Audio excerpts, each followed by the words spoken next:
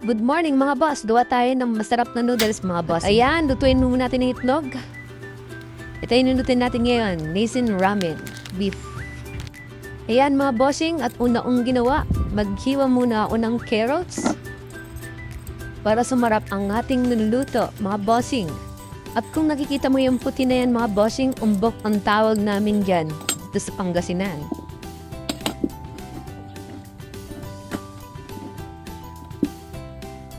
At ayan na nga, inihiwa ko na ang carrots, mga bossing. Hinihinay na ang paghihiwa, mga boss. Baka may hiwa ang amay natin, mga boss.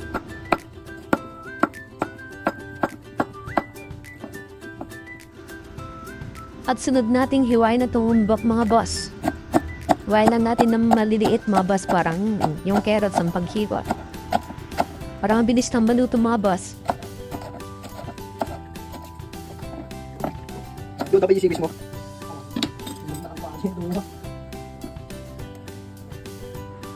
At muli natin babalat ang itlog mga boss. Yan yung lalagay natin mismong toppings mga boss para maging maganda yung preparation ng pagkain natin mga boss. At ayan na nga, magpakulo na tayo ng mga bossing. Yun, salaman natin ang noodles. Sabay na rin natin ang carrots para maluto. Medyo matigas kasi yan mga bossing. Yan.